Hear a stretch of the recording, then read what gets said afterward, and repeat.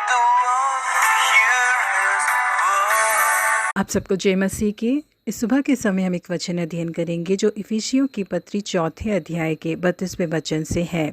एक दूसरे पर कृपालु और करुणामय हो, और जैसे परमेश्वर ने मसीह में तुम्हारे अपराध क्षमा किए, वैसे ही तुम भी एक दूसरे के अपराध क्षमा करो। जिस समय दूसरे महाविश्व युद्ध की समाप्ति हुई, उस समय जिन लोगों को यातना कक्ष में रखा गया था, उन सबों को रिहा किया गया, जिनमें से कोरी टेन बूम भी थे। कोरी वहां से बाहर आने के बाद सारी कलीसियाओं में जाकर परमेश्वर के प्रेम के बारे में और कठिन यातनाओं के बीच में परमेश्वर उनके लिए कैसे ईमानदार बने रहे, इस बारे में प्रचार करने लगे। परमेश्वर ने किस प्रकार अपने अपार प्रेम को और क्षमा करने के अनुग्रह को उनके अंदर उंडेरा, इस बात के बारे में उन्होंने अपनी पुस्तक द हाइडिंग प्लेस में लिखा है। एक बार कोरी किसी कलीसिया में प्रचार करने के लिए गए हुए थे। प्रचार समाप्त होते ही सारे विश्वासी वहां से निकल रहे थे कि वहां से एक व्यक्ति उनसे मिलने के लिए पहुंचा। वो व्यक्ति और कोई नहीं था, बल्कि कोरी को जिस यातना कक्ष में रखा गया था, वहां के जेलर के रूप में नियुक्त था। उस व्यक्ति के चेहरे को देखते ही कोरी के आंखों के सामने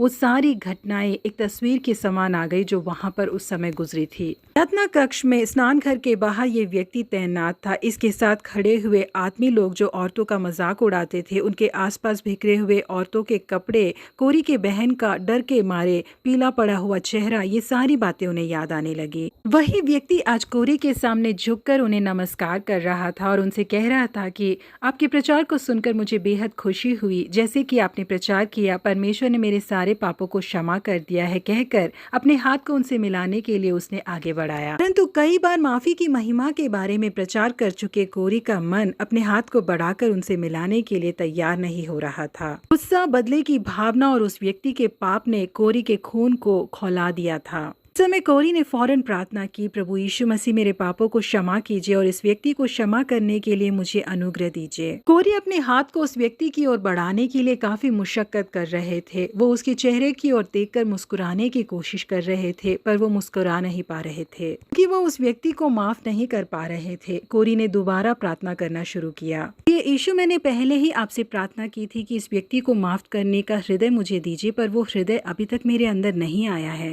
इस तरह से आपने जिन लोगों ने आपको पकड़वाया, आपको क्रूस पर चढ़ाकर मारा, उन लोगों को क्षमा किया था, ऐसा ही एक हृदय आप मुझे प्रदान कीजिए, करके उन्होंने प्रार्थना किया। भी वहां पर एक अद्भुत कार्य हुआ। जैसे ही कोरी ने अपने हाथ को उस व्यक्ति से मिलाया, तो उनके कांधों से एक बिजली की आग के समान निकलकर उस व्यक्ति के हाथों तक पहुंची, करके उन्होंने महसूस किया। परमेश्वर ने तुरंत उनके हृदय को प्रेम से भर दिया। जो भी कड़वाहट उस व्यक्ति के प्रति कोरी के हृदय में थी, वो सब दूर हो गई। इसी दिन कोरी को ये बात समझ में आई कि किसी व्यक्ति को क्षमा करना हमारे खुद के सामर्थ्य से नहीं हो सकता, इसके लिए हमें परमेश्वर के अनुग्रह की जरूरत है, करके कोरी ने अपनी पुस्तक में लिखा है। यहाँ प्रिय परमेश्वर के लोगों, जिस तरीके से यीशु मसीह ने उन पर इल्जाम लगाने वालों को, क्रूस पर चढ़ाकर मार देने वालों को क्षमा किया था, ऐसे ही एक सोच को हमारे अंदर भी उत्पन्न करे। प्रभु आप सबों को आशीषित करे। Have a godly day.